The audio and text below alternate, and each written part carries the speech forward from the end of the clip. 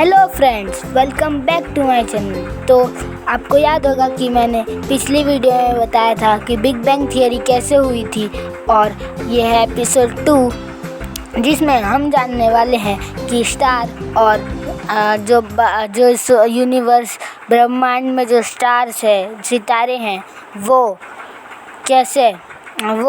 कैसे बने थे, और जो हमारी गैलेक्सी है मिल्की वे, जिसको हम मंदाकिनी कहते हैं, वो कैसे बनी थी। तो चलिए हम शुरू करते हैं। तो स्टार को जानने के लिए हमें सबसे पहले देखना पड़ेगा कि स्टार बनते कैसे हैं। स्टार बनते हैं नेबुला से। तो स्टार बनने से पहले हमें नेबुला को समझना होगा। तो चलिए नेबुला को समझते हैं। नेबुला आपने पढ़ा होगा कि NEBULA होते हैं, पर अगर एक नेबुला है तो NEBULA होगा, और अगर बहुत सारे नेबुला है तो उसको NEBULAE बोलेंगे। इसलिए ये आप याद रखना, ये एक फैक्ट है नेबुला के बारे में। तो नेबुला क्या होते हैं? नेबुला बहुत बड़े नेबुला में क्या होता है कि बादल होते हैं बहुत सारे, इसके अंदर पत्थर होते हैं, हाँ, और वो बहुत बड़े होते हैं। बहुत सारे नेबुला तो हमारे सोलर सिस्टम जितने भी बड़े होते होंगे, उसमें ही स्टार बनते हैं, इसलिए वो बहुत बड़े होते हैं। उसके अंदर डस्ट होती होगी और उसके अंदर रॉक्स होते होंगे, जिससे मिलके जो स्टार्स होते हैं वो बनते हैं। नेबुला जो होता है उसके बहुत सारे प्रकार होते हैं, जैसे कि मैं आपको बताऊं, कैल्साई nebula, Orion nebula, Helix nebula, और भी बहुत सारे होते हैं। Horsehead nebula, planetary nebula, Ring nebula, Crab nebula, Great nebula of Orion nebula का ही नाम है वो, रिफ्लेक्शन नेबुला, ग्लोइंग नेबुला, ये सब। तो ग्लोइंग नेबुला क्या होता है? क्योंकि वो ग्लो करते हैं, उनकी लाल लाइट निकलती है और एकदम धीरे से उन लोग ग्लो करते हैं, इसलिए उन्हें ग्लोइंग नेबुला कहते हैं। और ग्रेट नेबुला ऑफ ओरियन जो होता है वो हम बिना टेलीस्कोप से भी देख सकते हैं, ये बहुत अच्छी बात है। और रिफ्लेक्शन नेबुला जो होता है उनके पास अपनी लाइट नहीं होती, इसलिए वो दूसरे की लाइट रिफ्लेक्ट करते हैं और हमको उनकी लाइट दिखती है। और जो डार्क नेबुला होते हैं उनके पास भी अपनी लाइट नहीं होती है, वो सारे जो लाइट होते हैं उनको सोख लेते हैं अपने आप में, और फिर सारी लाइट सोख लेते हैं, इसलिए उन्हें डार्क नेबुला कहा जाता है। वो उनमें लाइट नहीं होती, बस ऐसा दिखेगा कि काले धब्बे हैं वैसे दिखेंगे, और लाइट को ब्लॉक करते हैं। उसके अगर लाइट एक जगह से जा रही है तो डार्क नेबुला से अगर वो निकल रही है तो दूसरी तरफ लाइट नहीं आएगी, वो लाइट को ब्लॉक कर देते हैं। जैसे कि जो आईना रहता है उससे लाइट रिफ्लेक्ट होती है, पर वो लाइट को सोख कर लेता है, मतलब अपने आप में सोख कर लेता है, इसलिए लाइट आगे नहीं निकल पाती। जो हॉर्सहेड नेबुला होता है, ओरियन में बहुत सारे नेबुला होते हैं, तो ओरियन में एक हॉर्सहेड नेबुला है, वो एक डार्क नेबुला है, और वो बहुत जाना हुआ डार्क नेबुला है। उसका जो होता है, उसका जो शेप है वो हॉर्सहेड जैसा है। और मैंने आपको बताया था कि एक कैल्साई नेबुला होता है, उसका शेप भी कैट का आँख होता है वैसा दिखता है, वो बहुत सुंदर दिखते हैं नेबुला, आप कभी फ़ोटो देखना उनका। और प्लैनेटरी नेबुला में ऐसा होता है ना कि वो जो गैस होते हैं, जो क्लाउड होते हैं, बादल होते हैं, उनका बस रिंग रहता है, बीच में क्लाउड नहीं रहेंगे, बस बाजू में उनका एक रिंग रहेगा।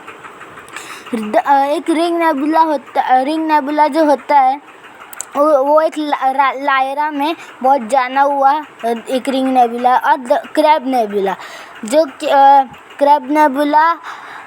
क्रैब नेबुला सुपरनोवा की वजह से बना था। अगर आप चाहते हैं कि मैं सुपरनोवा के बारे में अलग से वीडियो बनाऊं, या फिर नेबुला के बारे में अलग से वीडियो बनाऊं, या फिर कोई और टॉपिक पे अलग से वीडियो बनाऊं, तो आप कमेंट में लिख सकते हैं। और एक और बात बता दूं मैं आपको कि आज की इस वीडियो में मैं लास्ट में एक सवाल पूछूंगा और अगर आपने उस सवाल का जवाब दे दिया तो मैं आपके कमेंट को पिन करूंगा, और अगर आपका जवाब गलत भी हुआ तभी भी मैं उसके रिप्लाई में आपका आंसर लिख दूंगा। इससे आपको कोई भी परेशानी नहीं होगी।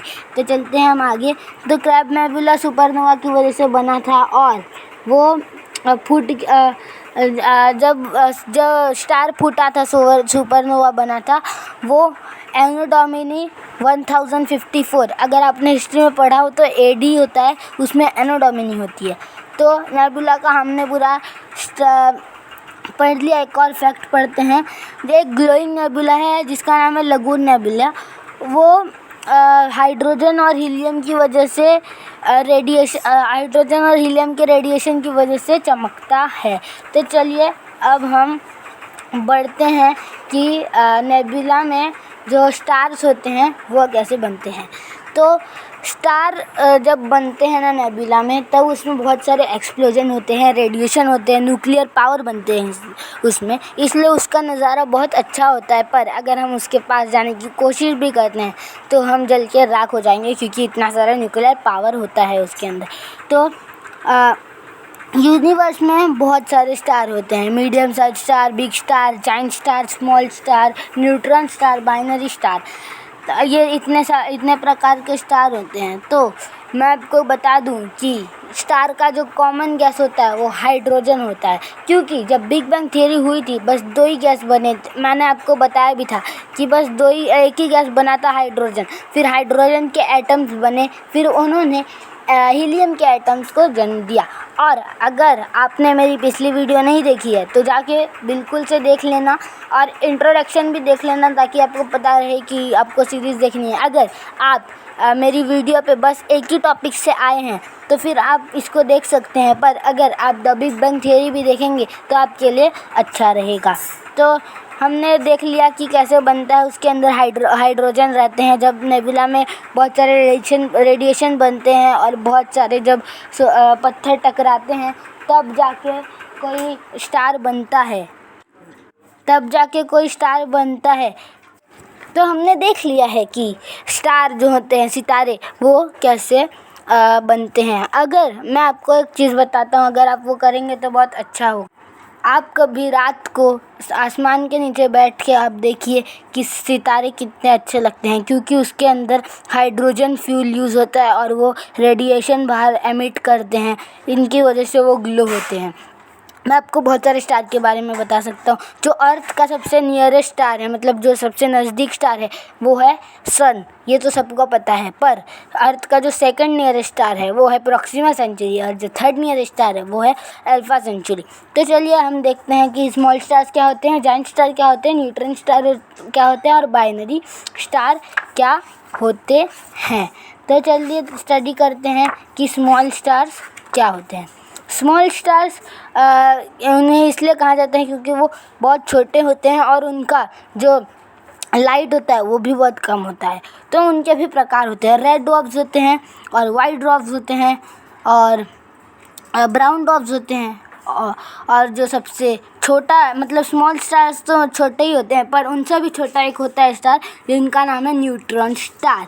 मैं इनके बारे में पूरा डेफिनेशन तो नहीं दूंगा क्योंकि वीडियो बहुत बड़ी लंबी हो जाएगी। अगर आप चाहते हैं कि मैं ये बनाऊं इसके बारे में एक सेपरेट वीडियो, तो आप कमेंट में लिख दीजिए, मैं बना दूंगा। अगर नहीं बनाना हो तो मैं नहीं बनाऊंगा। तो रेड ड्वार्फ्स होते हैं वो लाल कलर के होते हैं और वो छोटे होते हैं, इसलिए उन्हें रेड ड्वार्फ्स कहते हैं। वाइट ड्वार्फ्स एक मीडियम साइज स्टार होते हैं, वो अर्थ से भी बड़े नहीं होते और उनके पास अर्थ से बड़े नहीं होते, पर उनके पास जैसे सन जितना मैटर होता है उतना ही रहता है उनमें भी। और वाइट ड्वार्फ का मैं आपको एग्जांपल दे दूँ, ओमिक्रॉन 2 इरिडानी, उसको 40 इरिडानी भी कहा जाता है। ये एक वाइट ड्वार्फ है। ब्राउन ड्वार्फ वो ब्राउन ड्वार्फ जो होते हैं वो जुपिटर जो प्लैनेट है हमारा उससे थोड़े बड़े होते हैं, और जो सबसे छोटा स्टार होता है वो न्यूट्रॉन स्टार होता है। चलिए अब हम पढ़ते हैं कि न्यूट्रॉन स्टार क्या होता है।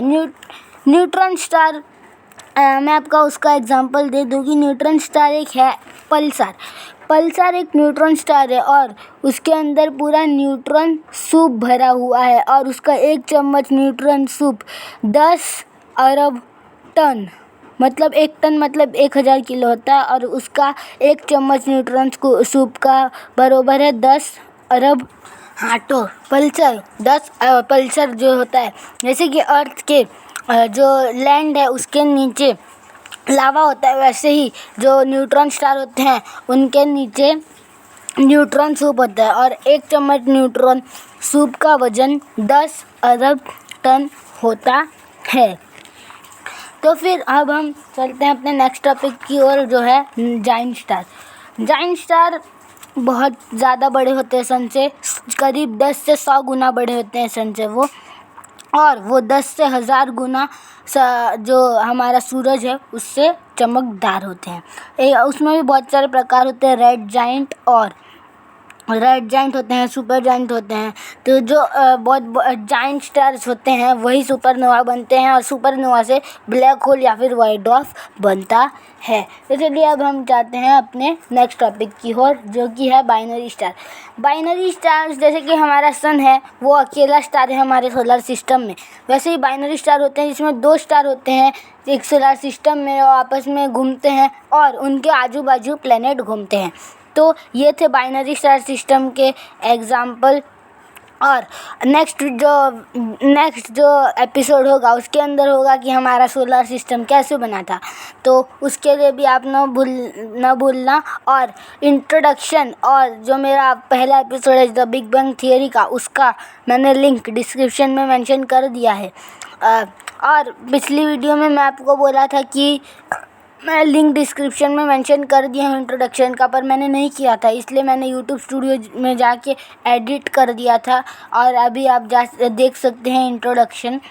और अगर आप मेरा वीडियो बहुत सारे मेरे 3 वीडियो है, एक बरमूडा ट्रायंगल, एक प्लूटो, और एक है डेड सी का। अगर आप वो देखना चाहते हैं तो youtube.com पर आप मेरे चैनल का नाम बिकम अ साइंटिस्ट सर्च करिए, और उसके अंदर जाके मेरे सारे वीडियोस देखिए। और जो सवाल का मैंने जो आपको सवाल पूछने के लिए बोला था, तो मैं आपसे पूछता हूँ कि हमारे सोलर सिस्टम में सैटर्न में रिंग है, मतलब उसके आजू बाजू रिंग है, उसके अलावा कौन कौन से प्लेनेट पे रिंग है? तो फटाक से आप कमेंट में जाके उसका आंसर लिख दीजिए, और नेक्स्ट वीडियो के लिए तैयार हो जाइए।